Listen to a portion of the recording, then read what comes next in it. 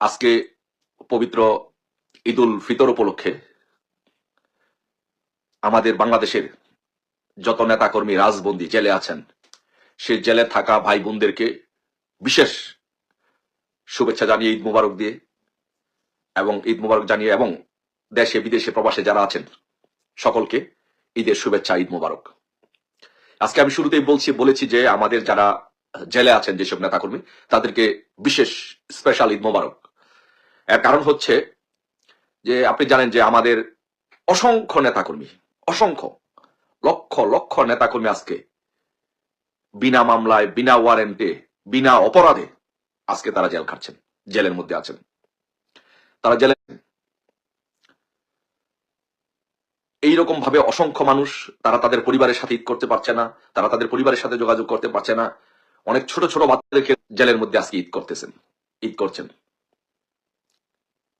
দীর্ঘদিন যাবত তারা বিনা অপরাধে, বিনা মামলায়, শুধু জয় বাংলা বলার কারণে, বঙ্গবন্ধু বলার কারণে, আওয়ামী লীগ করার কারণে তারা আজকে জেলে আছেন।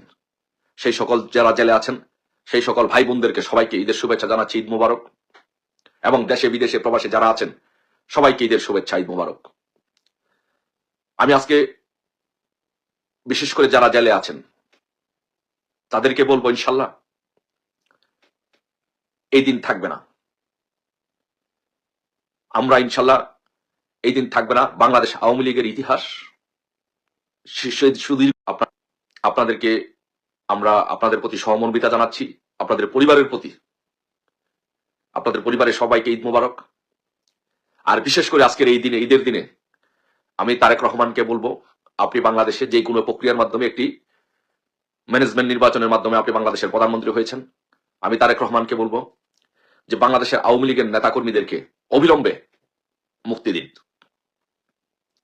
বাংলাদেশে আওয়ামী লীগের যত নেতাকর্মী আছে সবাইকে রাজনীতি করার, অত্যাচার নির্যাতন বন্ধ করে রাজনীতি করার সুযোগ দেন। আর আমি এই কথাটিও আপনাকে স্মরণ করিয়ে দিই, আপনার মনে আছে 2001 সালে আপনার মা প্রধানমন্ত্রী হওয়ার পরে জনাব তারেক রহমান আপনি বাংলাদেশের যুবরাজ হতে চেয়েছিলেন। আওয়ামী লীগের নেতাকর্মীদের উপর অত্যাচার নির্যাতন করেছেন, 21 আগস্টে গ্রেনেড হামলা সহ আপনি বাংলাদেশে একটা রাম রাজত্ব কায়েম করতে চেয়েছিলেন। কিন্তু এর ফলাফল কি হয়েছে? এর ফলাফল আপনাকে দীর্ঘ 17 বছর মনে হয় সম্ভবত আপনাকে লন্ডন বিদেশে থাকতে হয়েছে।